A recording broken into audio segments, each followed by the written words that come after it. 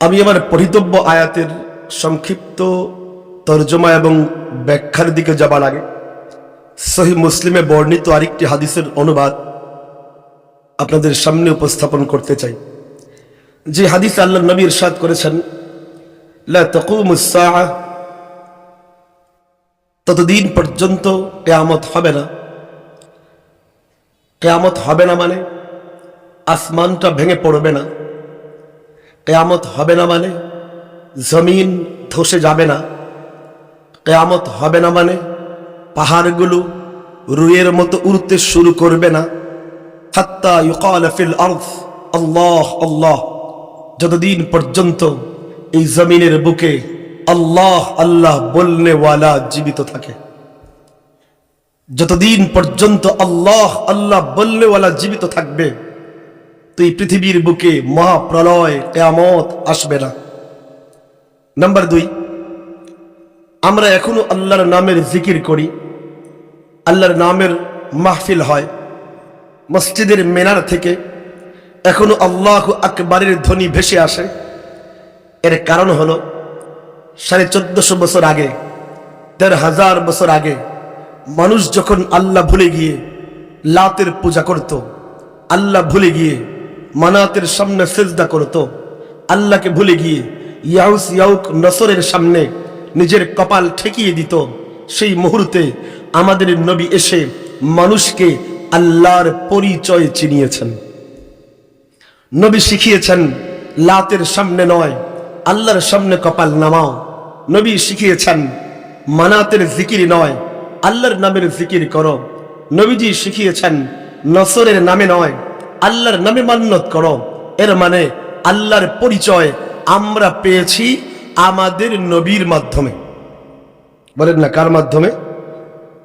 দুটি কথা শিখলাম। নাম্বার 1, যতদিন আল্লাহর নাম থাকবে ততদিন মহাপ্রলয় কিয়ামত আসবে না। নাম্বার 2, আল্লাহর পরিচয় আল্লাহর নাম ডাকা নবীর মাধ্যমে পেয়েছি, নবীজি শিখিয়েছেন।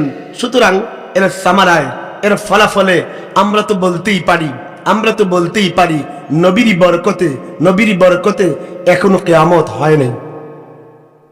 বুঝাইতে পারি নাই মনে, কারণ নবীর বরকতে আল্লাহর নাম পেয়েছে।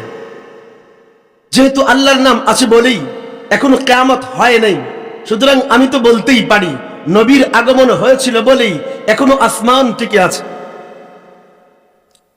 কারণ নবীর বরকতে দিন পেয়েছে, দিন আসে বলেই তো এখনো জমিন ধসে যায় নাই। সুতরাং আমি তো বলতেই পারি নবীর আগমন হয়েছিল বলেই এখনো জমিন টিকে আছে।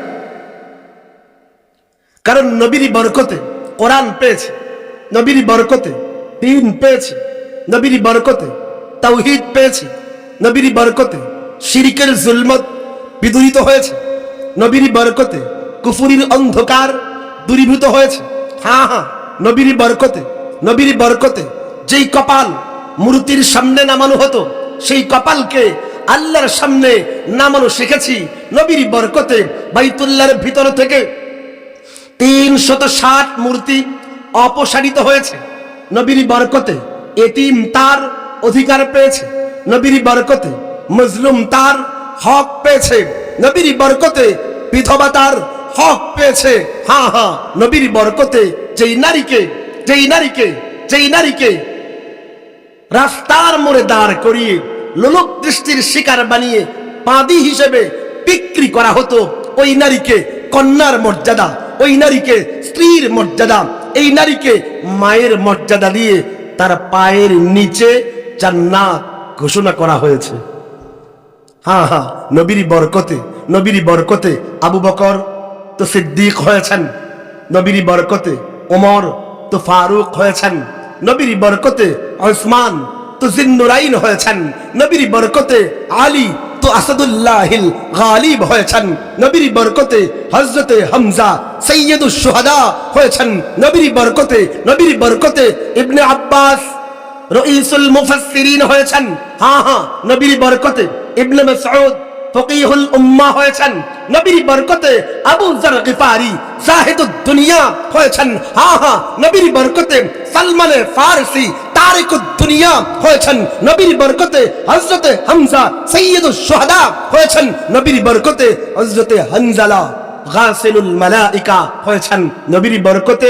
মাথায় টুপি দিয়েছি নবীর বরকতে, দাড়ি রেখেছি নবীর বরকতে, গায়ে জুব্বা ঝুলিয়েছি হ্যাঁ হ্যাঁ নবীর বরকতে।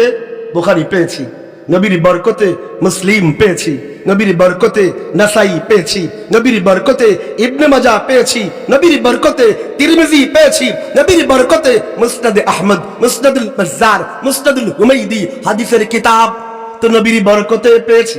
নবীর বরকতে মাদ্রাসা এসেছে, নবীর বরকতে মসজিদ এসেছে, নবীর বরকতে উলামা এসেছে, নবীর বরকতে ফুকাহা এসেছে হ্যাঁ হ্যাঁ নবীর বরকতে ইমাম আবু হানিফা তো ফকিহ হয়েছেন, নবীর বরকতে ইমাম শাফিঈ মুজতাহিদ হয়েছেন, নবীর বরকতে ইমাম আহমদ বিন হাম্বল জাতির রাহবার হয়েছেন, নবীর বরকতে ইমাম মালিক জাতির ইমাম হয়েছেন।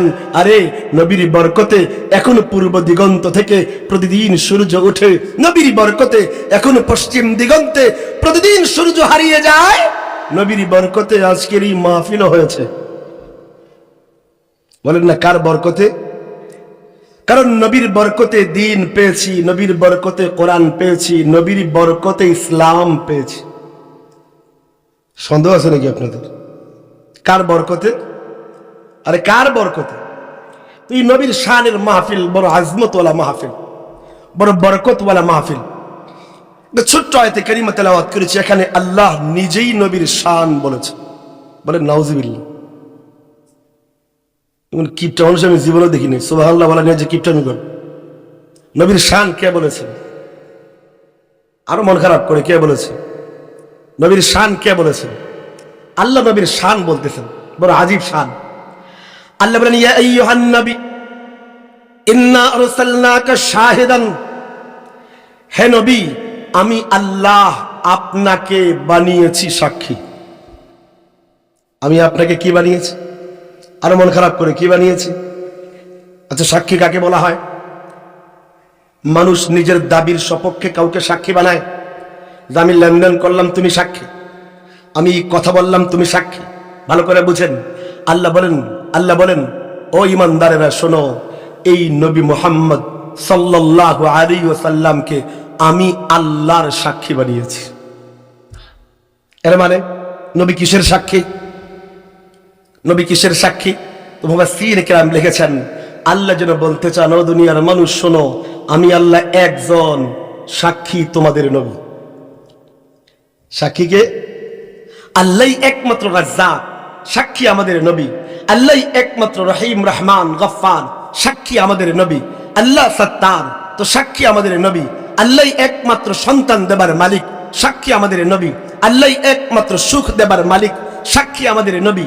আল্লাহই একমাত্র দুঃখ দেবার মালিক, সাক্ষী আমাদের নবী। আল্লাহই একমাত্র জান্নাত দেবার মালিক, তো সাক্ষী আমাদের নবী। আল্লাহই একমাত্র জাহান্নাম দেবার মালিক, সাক্ষী আমাদের নবী। আল্লাহই একমাত্র মাবুদ, সাক্ষী আমাদের নবী। এক কথায় গোটা সৃষ্টি জগৎ আল্লাহ বানাইছেন, সাক্ষী আমাগো নবী। কন্যা সাক্ষীকে, সাক্ষীকে, সাক্ষী আমাদের নবী। বুঝেন? আচ্ছা একটা কথা বলে দেখি বুঝাইতে পারি কিনা। ওলামায়ে কেরামের মজমা, বুঝানোর কথা, শিক্ষিত মানুষ আপনারা। সাক্ষী দুই প্রকারের হয়, সেটা উদাহরণ দিই তাহলে বুঝতে সহজ। ধরেন আল্লাহ না করুন আপনাদের কিশোরগঞ্জের মানুষ ভালো মানুষ, তো আমি ভালো মানুষের উদাহরণ দেবো। আমার বাড়ি নরসিংদী, নরসিংদীর চরের মানুষ মাঝে মাঝে মারামারি করে, তো চরের মানুষের উদাহরণ দিই। ধরেন আমাদের চরে মারামারি হয়েছে, আল্লাহ না করুন এক ব্যক্তিকে কিছু লোক এসে মেরে ফেলেছে, আল্লাহ না করুন, এই কাম করে কিছুদিন আগেও করছে। তো এই হত্যাকাণ্ড ঘটার পরে এই মামলাটা নরসিংদী আদালতে যাবে। আমি কি বুঝাইতে পারতেছি? আদালতের বিচারকের কাছে যখন মামলা যাবে, এই খুনের মামলা যাওয়ার আগেই ওই জায়গায় নরসিংদী জেলা থেকে পুলিশ যাবে। পুলিশ গিয়ে সেখানে একটা সরেজমিন তদন্ত করে একটা তদন্ত রিপোর্ট লিখবে। আমি মনে বুঝাইতে পারতেছি, বুঝতেছেন? এবং ওই লাশটাকে নরসিংদী সদর হাসপাতালে পাঠানো হবে একটা ময়না তদন্ত রিপোর্ট করার জন্য। তো ময়না তদন্তের রিপোর্ট শেষে মর্গের ডাক্তার একটা ডাক্তারি রিপোর্ট দিবে যে তার এই জায়গায় আঘাত পাওয়া গেছে, এই জন্য মারা গেছে। ডাক্তার একটা মর্গের রিপোর্ট দিল, আর থানার পুলিশ একটা সরেজমিন তদন্তের রিপোর্ট তৈরি করলো। বুঝলেন? আদালতে এই হত্যাকাণ্ডের মামলা উঠার পরে এবার আদালতের বিচারক বলবে এই খুনের মামলার সাক্ষী পেশ করো। কি পেশ করো? সাক্ষী পেশ করো। তো নরসিংদী জেলার পুলিশ আদালতে দাঁড়িয়ে তার সরেজমিন তদন্তের রিপোর্টটা আদালতে পেশ করল। বুঝলেন? এবং ডাক্তার তার ময়না তদন্তের রিপোর্টটাও আদালতে পেশ করবে। ভালো করে বুঝুন। এই যে ডাক্তার রিপোর্ট পেশ করলো, পুলিশ তার তদন্ত রিপোর্ট পেশ করলো, দেখি কতটুকু বুঝেন আমার কথা। এই পুলিশের রিপোর্ট এবং ডাক্তারের রিপোর্ট, এটা কি ওই হত্যাকাণ্ডের ঘটনার চাক্ষুষ সাক্ষী না আলামতের সাক্ষী? এটা কোনো কঠিন কথা না তো? এটা কি চাক্ষুষ সাক্ষী? তাহলে ডাক্তারের রিপোর্ট এটা চাক্ষুষ সাক্ষী না আলামতের? পুলিশের রিপোর্ট কি চাক্ষুষ সাক্ষী না আলামতের? ভালো করে বুঝি।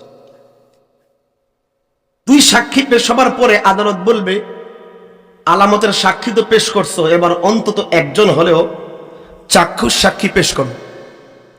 তো আদালতের কাঠগড়ায় যদি একজন দাঁড়ায় কয় যে স্যার, এই খুন যখন হচ্ছিল আমরা সেখানে ছিলাম, আমরা এই দুই চোখ দিয়া ঘটনা ঘটতে দেখছি, এইভাবে যে ব্যক্তি সাক্ষী দিতে পারবে এদেরকে বলা হবে এরা চাক্ষুষ সাক্ষী। এরা কি সাক্ষী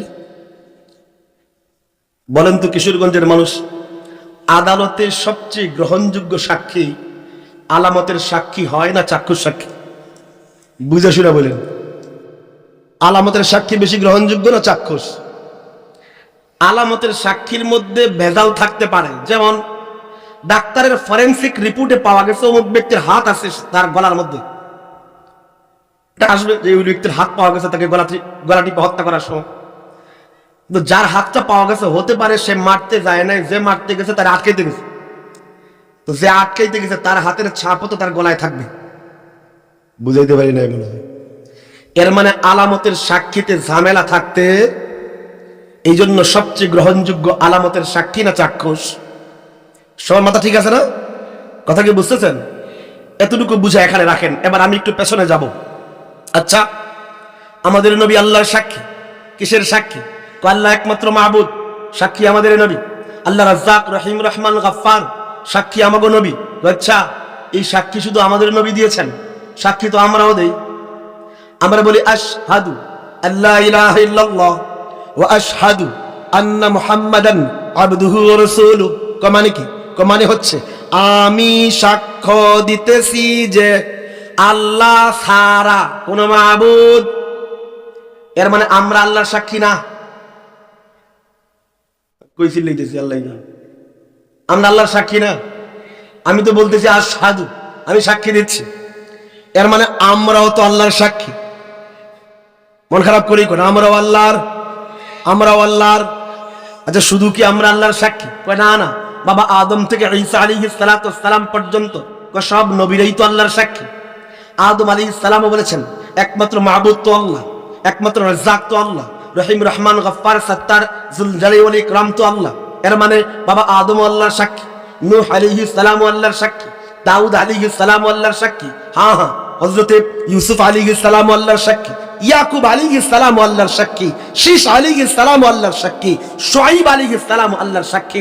ভালো করে বুঝেন, বাবা আদম থেকে ঈসা আলাইহিস সালাতু ওয়াস সালাম পর্যন্ত সমস্ত নবীরাই তো আল্লাহর সাক্ষী ছিলেন।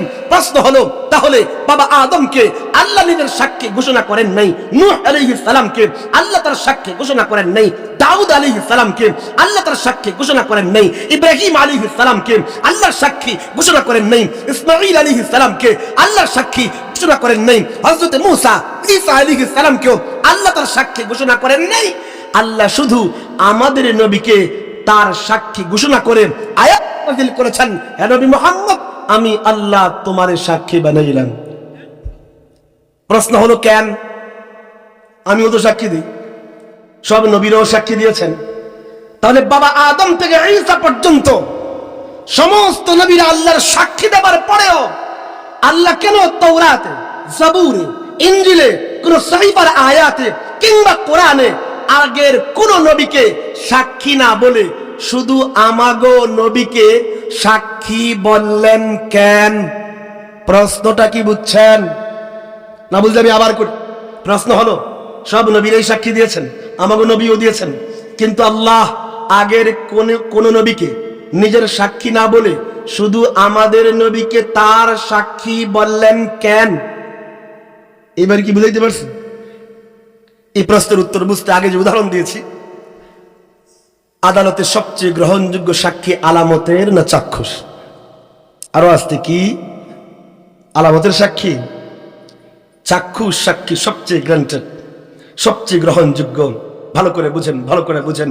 বাবা আদম থেকে ঈসা আলাইহিস সালাতু ওয়াস সালাম পর্যন্ত সব নবীরাই তো আল্লাহর সাক্ষী দিয়েছেন, আল্লাহর উলুহিয়াতের সাক্ষী, আল্লাহর উবুদিয়াতের সাক্ষী, আল্লাহর মাহবুব হবার সাক্ষী, আল্লাহর মাবুদ হবার সাক্ষী সবাই দিয়েছেন। কিন্তু আল্লাহ আগের কোন নবীকে নিজের সাক্ষী না বলে শুধু আমাদের নবীকে কেন সাক্ষী বলেছেন? কেন সাক্ষী বলেছেন? এর কারণ হলো বাবা আদম থেকে ঈসা পর্যন্ত কোন নবী আল্লাহর চাক্ষুষ সাক্ষী নয়, আল্লাহর আলামতের সাক্ষী। বাবা আদম থেকে ঈসা পর্যন্ত না কোন নবী আল্লাহকে দেখে নয়, বরং আল্লাহর আলামত দেখে। বাবা আদম জান্নাত দেখেছেন, আল্লাহর আলামত দেখেছেন, সাক্ষী দিয়েছেন। হযরত নূহ প্লাবন দেখেছেন, আল্লাহর আলামত দেখেছেন, তো সাক্ষী দিয়েছেন। হযরত ইউনূস মাছের পেটে ঢুকেছেন, আল্লাহর আলামত দেখেছেন, সাক্ষী দিয়েছেন। হযরত ইয়াকুব 40 বছর কেটেছেন, আল্লাহর আলামত দেখেছেন, সাক্ষী দিয়েছেন। হযরত ইউসুফ জেলখানায় ঢুকেছেন, আল্লাহর আলামত দেখেছেন, তো সাক্ষী দিয়েছেন। হযরত ইব্রাহিম আগুনের ভিতরে নিক্ষিপ্ত হয়েছেন, আল্লাহর আলামত দেখেছেন, সাক্ষী দিয়েছেন। হযরত ইসমাঈল ছুরির নিচে পড়েছেন, আল্লাহর আলামত দেখেছেন, সাক্ষী দিয়েছেন। হযরত মূসা লোহিত সাগর পার হয়ে গেছেন, আল্লাহর আলামত দেখেছেন, সাক্ষী দিয়েছেন। হযরত দাউদ আল্লাহর আলামত দেখেছেন, সাক্ষী দিয়েছেন। হযরত ঈসা বাবা ছাড়াই জন্ম নিয়েছেন, আলামত দেখেছেন, সাক্ষী দিয়েছেন। এর মানে বাবা আদম থেকে ঈসা আলাইহিস সালাতু ওয়াস সালাম পর্যন্ত 1,23,999 জন কমবেশ সমস্ত নবীরা কেউ আল্লাহকে দেখে নয়, আল্লাহর আলামত দেখে, আল্লাহর ওহী পেয়ে, আল্লাহর কিতাব পেয়ে, আল্লাহর আসমান দেখে, আল্লাহর জমিন দেখে, আল্লাহর আলামত দেখে আল্লাহর উলুহিয়াতের, আল্লাহর উবুদিয়াতের, আল্লাহর মালিক হবার, আল্লাহর রাজ্জাক হবার তারা সাক্ষী দিয়েছেন। এর মানে সমস্ত নবীরা আল্লাহর আলামতের সাক্ষী, সমস্ত নবীরা আল্লাহর আলামতের সাক্ষী। কিন্তু এর উল্টা আমাদের নবী সবচেয়ে আলা নবী, সবচেয়ে আরফা নবী, সবচেয়ে আজমল নবী, সবচেয়ে আতমাম নবী, সবচেয়ে আকমাল নবী, সবচেয়ে আনওয়ার নবী, সবচেয়ে আফজাল নবী, সবচেয়ে আতিয়াব নবী, সবচেয়ে উৎকৃষ্টতম নবী, খাতামুন নবী, আমাদের প্যারা নবী মুহাম্মদ রাসূলুল্লাহ সাল্লাল্লাহু আলাইহি ওয়াসাল্লাম। না শুধু আলামত দেখে নয়, আমাদের নবী আল্লাহর চাক্ষুষ সাক্ষী হবার জন্য মেরাজের রাতে আমাদের নবী প্রথমে উম্মে হানির ঘর থেকে বাইতুল্লাহ গিয়েছেন, আমাদের নবী বাইতুল্লাহ থেকে মদিনা গিয়েছেন, মদিনা থেকে তুরে সিরা গিয়েছেন, তুরে সিরা থেকে মাদায়েন গিয়েছেন, মাদায়েন থেকে বেতলহাম গিয়েছেন, বেতলহাম থেকে বাইতুল মাকদিস থেকে আমাদের নবী প্রথম আসমানে গিয়েছেন, প্রথম আসমান থেকে দ্বিতীয় আসমান, দ্বিতীয় আসমান থেকে তৃতীয় আসমান, তৃতীয় আসমান থেকে চতুর্থ আসমান, চতুর্থ আসমান থেকে পঞ্চম আসমান, পঞ্চম আসমান থেকে ষষ্ঠ আসমান, ষষ্ঠ আকাশ পেরিয়ে সপ্তাকাশ ডিঙ্গে সিদরাতুল মুনতাহা, সর্বশেষ বেরি, সর্বশেষ বেষ্টনী, সর্বশেষ বর্ডার। যেই বর্ডারের উপরে না আদম জাননি, নূহ জাননি, দানিয়েল জাননি, মূসা জাননি, না ঈসা, আইয়ুব, জাকারিয়া, সুলাইমান, শীশ, শুআইব, লূত, ইউশা বিন নুন, না ইব্রাহিম, ইসমাঈল, ইসহাক, না বাবা আদম থেকে ঈসা আলাইহিস সালাতু ওয়াস সালাম পর্যন্ত 1,03,999 জন কমবেশ কোন আম্বিয়া, কোন রাসূল, কোন পয়গম্বর যে সিদরাতুল মুনতাহার উপরে যায় নাই, সেই সিদরাতুল মুনতাহা পার হয়ে শরীফুল আকলাম পার হয়ে আল্লাহর আরশে গিয়ে আমাদের নবী নিজের চর্ম চক্ষে আল্লাহকে দেখেছেন। এর মানে আমাদের নবী আল্লাহর আরশে গিয়ে নিজের চর্ম চক্ষে আল্লাহকে দেখে আল্লাহর আল্লাহ হবার, আল্লাহর মাবুদ হবার সাক্ষী দিয়েছেন। এর মানে আগের সমস্ত নবীরা আলামতের সাক্ষী, আমাদের নবী আল্লাহর চক্ষু সাক্ষী। আর আদালতে সবচেয়ে গ্র্যান্টেড, সবচেয়ে গ্রহণযোগ্য সাক্ষী হয় চাক্ষু সাক্ষীর। এই জন্যই তো বাকি নবীরা সাক্ষী দেওয়ার পরেও তাদেরকে বাদ দিয়ে আমাদের নবীর কাছে আল্লাহ জিবরাইল পাঠিয়ে ওহী নাযিল করে কোরআনের আয়াত বানিয়ে আল্লাহ নবীকে জানিয়েছেন, ইয়া আইয়ুহান নবী ইন্না আরসালনাকা শাহিদান, হে নবী মুহাম্মদ, আমি আল্লাহ তোমাকে আমি আল্লাহর সাক্ষী ঘোষণা করলাম। আর মন খারাপ করে বাসার থেকে না করে দিয়েছে সুবহানাল্লাহ, হুজুর যতই কোক সুবহানাল্লাহ কইবেন না। মনে হয় বাসায় গেলে ভাত চাপ দিব না, সুবহানাল্লাহ কইলে ভাত দিবেন নাকি ঘরে জায়গায় দিব, এমন কিপটা হয়ে যাবে জীবনে দিই। আর মন খারাপ করে কোন সুবহানাল্লাহ, এটা মুচকি হাসি দিয়ে কর না সুবহান। আইসা বলে সাওয়া খাওয়াই বসায় দিছে সুবহানাল্লাহ, মুখটা একটা মোটকান দিয়ে কোন তো সুবহানাল্লাহ, এরপরও মুখে মুচকি হাসি নেই সুবহানাল্লাহ, নাউজুবিল্লাহ সুবহানাল্লাহ। তো কি বুঝলেন আমাদের নবী কম দামি নবী না দামি নবী? হ্যাঁ হ্যাঁ হ্যাঁ, এই কম দামি না অনেক দামি? সন্দেহ আছে নাকি আপনাদের? সবাই কয় না নবী কি আমাদের কম দামি না অনেক দামি? আরো আসতে কম দামি না অনেক দামি? হ্যাঁ, নবী অনেক মাগনা নবী। আমি ডাক দিলে এখানে এসে হাজির হয়ে দেবো, সস্তা না? হ্যাঁ, আমাদের প্রেসিডেন্টের ডাক দিলে এখানে এসে বসে দেবো না, ও তো সস্তা। নবীও তো মাগনা পাইছেন কেন? এই নবী কি কম দামি না অনেক দামি? আর মন খারাপ করে কোন নবী কি কম দামি না অনেক দামি? সন্দেহ আছে? আচ্ছা আমি লম্বা করবো না, সংক্ষেপ করে দিই, সময় আমার কম। আমি কয়েকটা উদাহরণ দেবো, দেখি আপনারা বুঝেন কিনা। কারণ নবী আমাদের কম দামি না অনেক দামি? একটা উদাহরণ দিই। কত দামি? আগের নবীদেরকেও আল্লাহ কিতাব দিয়েছেন, আমাদের নবীকেও দিয়েছেন, তবে পদ্ধতি এক না, পদ্ধতির মাঝে পার্থক্য আছে। আগের নবীদের মাঝে যেমন মূসা আলাইহিস সালামকে আল্লাহ তৌরাত দিয়েছেন, তৌরাত দেওয়ার আগে আল্লাহ ঘোষণা দিয়েছেন, মূসা আমি তোমাকে কিতাব দেব, আমি তোমাকে তৌরাত দেব, আমি তোমাকে আমি আল্লাহর ওহী দেব, তবে শর্ত আছে, বাড়িতে থাকতে পারবা না, ঘরে থাকতে পারবা না, এমনকি তোমার ভাই হারুন আলাইহিস সালাম নবী হবার পরেও থাকতে পারবা না, সবাইকে ছাড়ো। বুঝেন বুঝেন, মূসা কিতাব পাবা, তৌরাত পাবা, ওহী পাবা, শর্ত হলো বাড়ি ছাড়তে হবে, ঘর ছাড়তে হবে, এলাকা ছাড়তে হবে, পরিবার ছাড়তে হবে, সমাজ ছাড়তে হবে, সবাইকে ছাইরা ওই দূরের তুর পাহাড়ে গিয়া 40 দিনের সিল্লা পূর্ণ করো, এরপরে তৌরাত কিতাব পাইবা। আমি কি বুঝাইতে পারতেছি? এর মানে তৌরাত মূসা আলাইহিস সালামকে আল্লাহ বাড়িতে দেন, আমার খবর আছে আধা ঘন্টা সময় কেমনে দেব।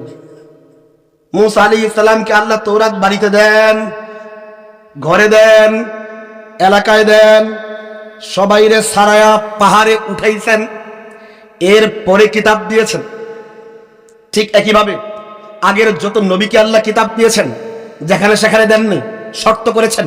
কাউকে বলেছেন পাহাড়ে থাকো তাহলে কিতাব পাইবা, কাউকে বলেছেন ঘরে থাকো তাহলে কিতাব পাইবা, কাউকে বলেছেন মাবাদ খানায় থাকো তাহলে কিতাব পাইবা, কাউকে বলেছেন নাহিয়ানের বস্তিতে থাকো তাহলে কিতাব পাইবা। এর মানে আল্লাহ আগের সমস্ত নবীদেরকে, আলামতের সাক্ষী নবীদেরকে কিতাব দেওয়ার সময় একটা জায়গা নির্ধারণ করে দিয়েছেন। আমি কি বুঝাইতে পারতেছি? আমি কি বুঝাইতে পারতেছি? যে জায়গার মধ্যে থাকলে কিতাব পাইবা, বাহিরে থাকলে কিন্তু পাইবা না। আলামতের সাক্ষী নবীদেরকে কিতাব দেওয়ার জন্য আল্লাহ চৌহদ্দি নির্ধারণ করেছেন, আল্লাহ তাআলা সীমানা নির্ধারণ করেছেন, বর্ডার নির্ধারিত করে দিয়েছেন।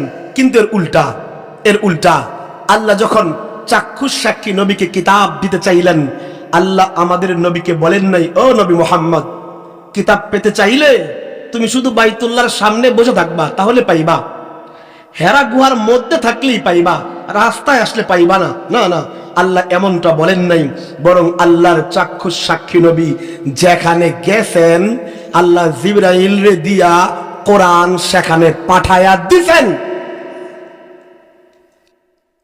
আগের সমস্ত নবীদেরকে আল্লাহর আলামতের সাক্ষী নবীদেরকে আল্লাহ কিতাব দেবার জন্য সীমানা নির্ধারণ করে দিয়েছেন, কিন্তু আল্লাহর চাক্ষুষ সাক্ষী নবী মুহাম্মদুর রাসূলুল্লাহ সাল্লাল্লাহু আলাইহি ওয়াসাল্লামকে আল্লাহ কিতাব দেবার জন্য জায়গা নির্ধারণ করেন নাই। নবী যেখানে ছিলেন আল্লাহ কোরআনকে সেখানে পাঠিয়ে দিয়েছেন। আমাদের নবী গারে হেরায়, তো আল্লাহর কোরআন গারে হেরায় গিয়ে হবেন। আমাদের নবী গারে হেরা থেকে বের হয়ে রাস্তায় আসলেন, তো আল্লাহর কোরআন রাস্তায় গিয়ে হবেন। আমাদের নবী বাজারে, আল্লাহর কোরআন বাজারে। আমাদের নবী রাস্তায়, তো আল্লাহর কোরআন রাস্তায়। আল্লাহ আমাদের নবী গলিতে, আল্লাহর কোরআন গলিতে। আমাদের নবী বদরে, তো আল্লাহর কোরআন বদরে। আমাদের নবী উহুদে, তো আল্লাহর কোরআন উহুদে। আমাদের নবী হুনাইনে, আল্লাহর কোরআন হুনাইনে। আমাদের নবী বনিল মুস্তালিকে, তো আল্লাহর কোরআন বনিল মুস্তালিকে। আমাদের নবী পাহাড়ে, তো আল্লাহর কোরআন পাহাড়ে। আমাদের নবী মক্কায়, তো আল্লাহর কোরআন মক্কায়। আমাদের নবী মদিনায়, তো আল্লাহর কোরআন মদিনায়। আমাদের নবী ফরসে, তো আল্লাহর কোরআন ফরসে। আমাদের নবী আরশে, তো আল্লাহর কোরআন আরশে। কি আমাদের নবী আম্মাজান আয়েশার বিছানায় ঘুমাইতেছেন, আল্লাহ জিবরাইলকে দিয়া কোরআন আম্মাজান আয়েশার বিছানায় পাঠায়া দিছেন। নবী যেখানে ছিলেন আল্লাহ কোরআন সেখানেই পাঠিয়ে দিয়েছেন। নবীর কোরআন দিতে কোথাও ডাক্কা ডাক্কা হাজির করেন, আর মন খারাপ করে কোথাও হাজির করেন। আজকে একটা কথা মনে পড়লো, বলবো নাকি? এটা শুনছি আশেপাশে কিছু মানুষ আছে এরা খেপে দেব, এই জন্য বলবো না। বলে ভাই দেখি আগে একটু কথা বুঝেন তো আমার। আল্লাহ তাআলা আমাদের নবীকে কোরআন নামক হাদিয়া দিয়েছেন। কোরআন নামক হাদিয়া কে দিয়েছেন? কথা না কইলে আমি আইসি লম্বা সফর করে চিল্লাম না, ছেড়ে দেব। কোরআন নামক হাদিয়া কে দিয়েছেন? আল্লাহর নাম কিন্তু শরম পাই আমি প্রথম দেখতেছি। তো বুঝেন কোরআন নামক হাদিয়া কে দিয়েছেন? আরো আসতে কে দিয়েছেন? কোরআন নামক হাদিয়া কে পেয়েছেন? এখনো কত কিপটা মুখ নারায়ণ। কোরআন নামক হাদিয়া কে পেয়েছেন? আমাদের নবী। আর হাদিয়ার নাম যেন কি? ভালো করে বুঝেন। কোরআন নামক হাদিয়া, তার নাম আল্লাহ, গ্রহীতার নাম আমাদের নবী, আর হাদিয়ার নাম বলেন বলেন হাদিয়ার নাম। মাশাআল্লাহ বুঝতেছেন, দেখা যায়। আচ্ছা আমার কোন তো এই হাদিয়াটা আমাকে নবীর আল্লাহ দেওয়ার জন্য ডাইক্কা ডাইক্কা কোথাও নিয়ে বসাইছিলেন না? নবী যেখানে কোরআন সেখানে। মাথা সবার ঠিক আছে না? গিলু জায়গা মতো আছে? টুফির নিচে জায়গা মতো গিলু আছে তো? নষ্ট হয় নাই? পছন্দ ধরে নাই তো? কোরআন নামক হাদিয়া নবীরে দেওয়ার জন্য কোথাও ডেকে ডেকে নিছেন না? নবী যেখানে কোরআন, নবী যেখানে কোরআন। ভালো করে বুঝেন, ভালো করে বুঝেন। আল্লাহ নবীকে কোরআন নামক হাদিয়া দেওয়ার জন্য না না কোথাও ডেকে নেন নেই। নবী যেখানে ছিলেন কোরআন হাদিয়া সেখানে পাঠিয়েছেন। কোরআন হাদিয়া সেখানে পাঠিয়েছেন। ভালো করে বুঝেন, ভালো করে বুঝেন। আমাদের দেশের কিছু লোক আছে, কিছু লোক আছে এরা মাঝে মাঝে আসে, মাথায় থাকে লাল নীল হলুদ পাগড়ি অথবা 7 তলা টুপি। আমি কিন্তু কারোর নাম কইনি।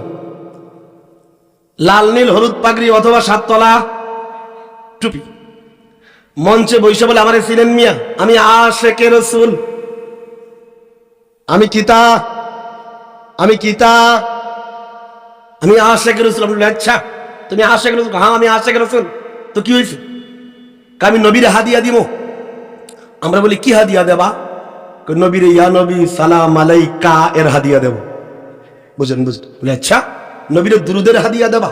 হ্যাঁ হ্যাঁ নবীকে দুরুদের হাদিয়া দেব। আমরা বলি আচ্ছা এই নবীকে দুরুদের হাদিয়া, নবীকে দুরুদের হাদিয়া তুমি কি নবীর কাছে গিয়ে দেবা? না না নবীর কাছে গিয়ে দেব না।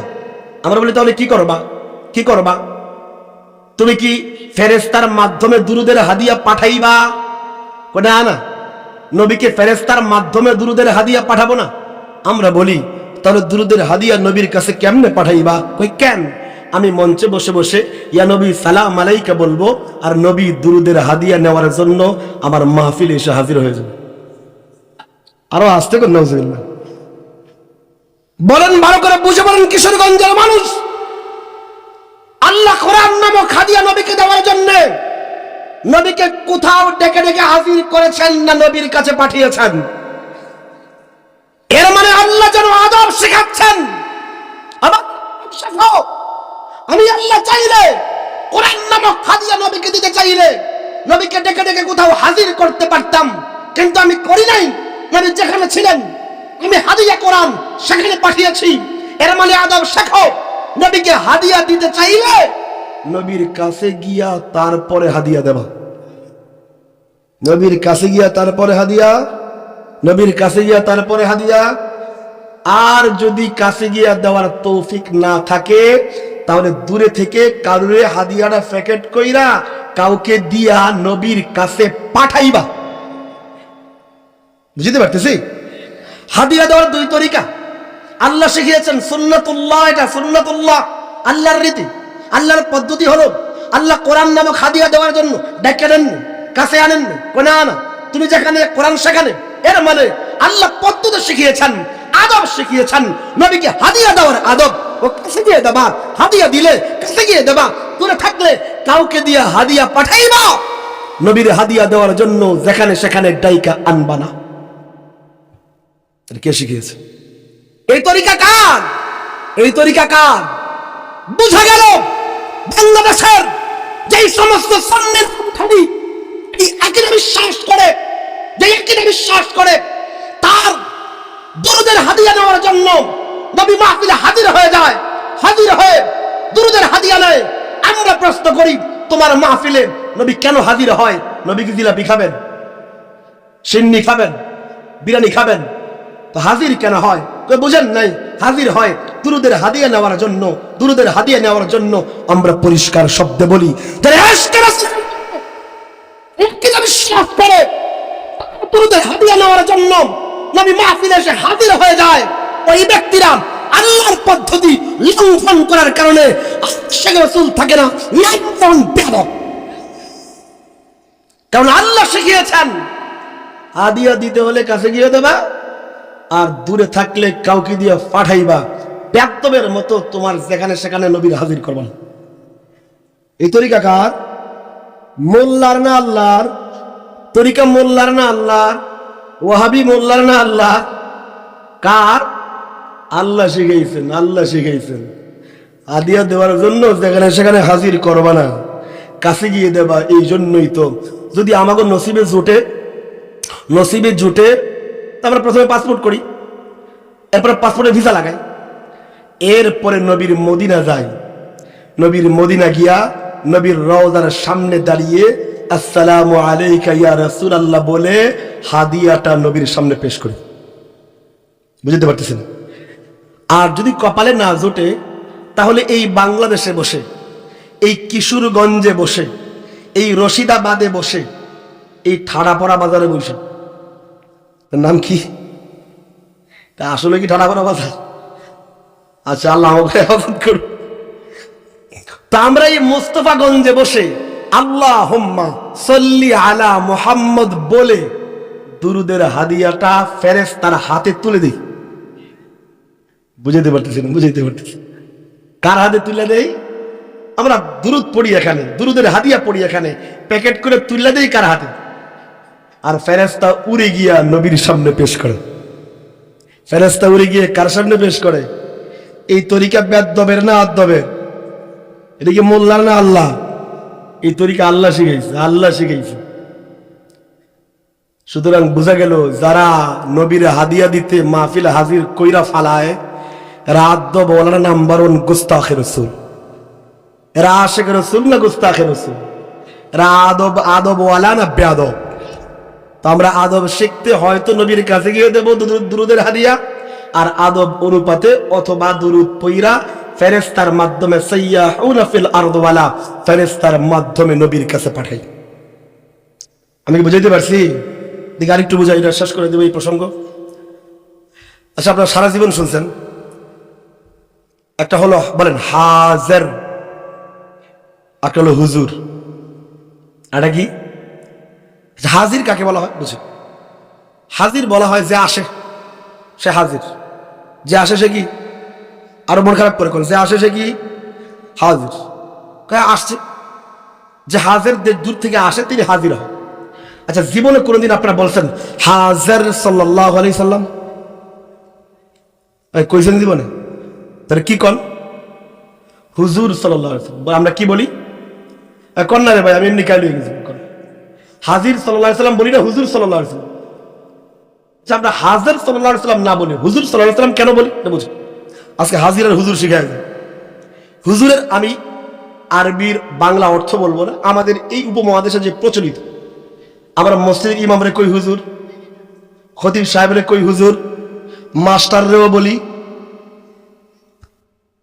মাস্টারে কি কই? স্যার আসতেছে, হুজুর আসতেছে। আরে মাদ্রাসার হুজুর, ছাত্ররা কি কয়? হুজুর আসতেছে ক্লাসে। বুঝতে পারতেছি? তো আমরা আলেম ওলামা, ইমাম খতিব, তাদেরকে হুজুর কেন কই?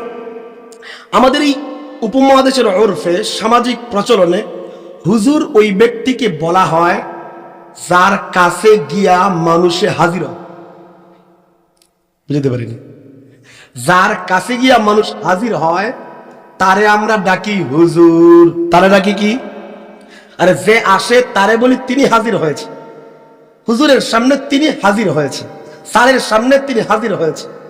এর মানে যে আসে তিনি হাজির, যে আসে তিনি, মন খারাপ করি কোন, যে আসে তিনি। আর যার কাছে আসে তিনি হুজুর, যার কাছে আসে তিনি। আরে কন্যা, যার কাছে আসে তিনি। যেমন মসজিদের ইমাম হুজুর, মসজিদের ইমাম। আরে কন্যা, মসজিদের ইমাম কেন? আযান হইলে ইমাম সাহেব মনে হয় মুসল্লিগর বাড়িতে বাড়িতে গিয়ে হাজির হয় না, মুসল্লিরা গিয়া ইমামের পেছনে হাজির। বুঝতে পারিনি? মুসল্লিরা গিয়া ইমামের কাছে, আরো আসতে ইমামের কাছে। এর মানে মুসল্লিরা হাজির, মুসল্লিরা। ইমাম সাহেব, সবক আমি মুখস্থ করাই দেব। ইমাম সাহেব, বুঝতে পারতেছি? যার কাছে মানুষ হাজির হয় তিনি হুজুর হয়, আর যারা আসে তারা হাজির, তারা। তো খতিব সাহেব হুজুর, খতিব সাহেব, খতিব সাহেব।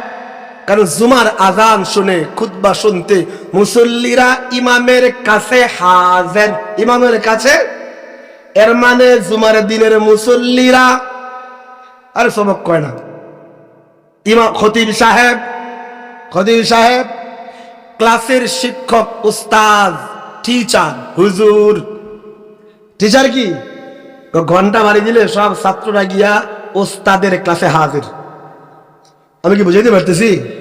এর মানে শিক্ষক হুজুর। বলেন শিক্ষক, কন্যা শিক্ষক। ছাত্ররা, ছাত্ররা। পীর সাহেব হুজুর, পীর সাহেব, পীর সাহেব। কারণ মুরিদেরা লাল লাল পোস্টারে দেখা গরু ছাগল নিয়া পীরের উরসে হাজির। ঠিক ঠিক না? এর মানে পীর হুজুর। বলেন পীর কি? কথা কয় না। পীর, পীর। মুরিদেরা, মুরিদেরা। আমি কি বুঝাইতে পারতেছি? পুরা বুঝছেন না আদা? কোন নেতা হুজুর, নেতা, নেতা। 500 টাকার লোভে কর্মীরা বিরানির প্যাকেটের লোভে নেতার মিছিলে গিয়ে হাজির। ঠিক না? ঠিক না?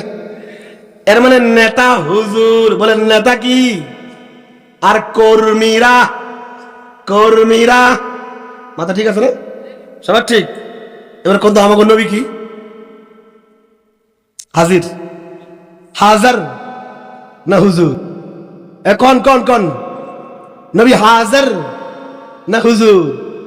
লক্ষ লক্ষ পয়সা খরচ কইরা সারা বিশ্বের অসংখ্য নবীর আশেকরা গিয়া নবীর রওজার সামনে হাজিরা দেয়। বুঝাইতে পারি না মনে হয়? হ্যাঁ, নবী কি? আরো আসতে হাজার, হাজার, হাজার। নবী কি? আরে আমাদের নবী তো এমন হুজুর, আমাদের নবী তো এমন হুজুর যার কাছে, যার কাছে বনু তামিম থেকে এসে আবু বকর নবীর সামনে হাজির। আবু বকর নবীর সামনে, আরো আসতে আবু বকর নবীর সামনে। নবী কি? আরে নবী কি? আরে আমাদের নবী তো এমন হুজুর যার কাছে বনু আদি থেকে এসে ওমর নবীর সামনে, আমাদের নবী তো এমন হুজুর যার কাছে বনু উমাইয়া থেকে এসে উসমান নবীর সামনে, আমাদের নবী তো এমন হুজুর যার কাছে বনু কুরাইশ থেকে এসে আলী নবীর সামনে, কন্যা আলী নবীর সামনে। নবী কি আরে আমাদের নবী তো এমন হুজুর যার কাছে ওই দূরের ইয়ামান থেকে এসে আবু হুরায়রা নবীর সামনে, কন্যা আবু হুরায়রা নবীর সামনে। আমাদের নবী তো এমন হুজুর যার কাছে ওই দূরের ফারেস থেকে এসে সালমান নবীর সামনে। আরে রাখেন আমাদের নবী তো এমন হুজুর, আমাদের নবী তো এমন হুজুর যার কাছে আল্লাহর কোরআন আল্লাহর আরশ থেকে এসে শরীফুল আকলাম পাড়ি দিয়ে সিদরাতুল মুনতাহা ডিঙ্গে 7 আসমান টপকে জমিনে নেমে দেখে নবী মক্কায়, তো কোরআন নিজের নাম মক্কি রেখে ওই কোরআন নবীর সামনে হাজির, ওই কোরআন নবীর সামনে, কন্যা কোরআন নবীর সামনে। আমাদের নবী তো এমন হুজুর, কোরআন আবার আসতেছে আল্লাহর আরশ পেরিয়ে, শরীফুল আকলাম পেরিয়ে, সিদরাতুল মুনতাহা ডিঙ্গে 7 আসমান টপকে কোরআন জমিনে নাইমা দেখে নবী মক্কায় নাই। এবার কোরআন নিজের নাম মক্কি পাল্টিয়ে মাদানী রেখে, কোরআন নিজের নাম মক্কি পাল্টিয়ে মাদানী রেখে ওই কোরআন নবীর সামনে। আরে কন্যা নবীর সামনে। নবী কি মাথা ঠিক আছে না সবার ঠিক? তাহলে বুঝেন, মোল্লা বসে মঞ্চে আগের মতো লাল নীল হলুদ পাগড়ি মাথা অথবা 7 টুপি বৈশা বলে, আমার চিনেন, আমি তো অমুক দরবারের গদ্দি নিশিন। অমুক দরবারের কি কথা বুঝতেছেন? আমি নবীর আশিক। আচ্ছা নবীর আশিক, তাহলে কি? আমি হুজুর, কিন্তু আমি এখানে বসে দুরূদ পড়ুম, নবী এখানে হাজির। বুঝতে পারি না মনে হয়। মোল্লা দাবি করতে 1.5 ব্যাটারি মোল্লা। কয় ব্যাটারি মোল্লা? 1 ব্যাটারি কিন্তু কাজে লাগে, 2 ব্যাটারিও কাজে লাগে, 1.5 ব্যাটারি কোনো কামে? বলেন এরকম আকাইম্মা মোল্লা মঞ্চে ওইসব বলে হ্যাঁ নাকি আশিক রাসূল, হ্যাঁ নিজে হুজুর, আর নবী নাকি তার দুরূদ শুনে হাজির হয়ে যায়, নবী নাকি তার দুরূদ শুনে হাজির হয়ে যায়।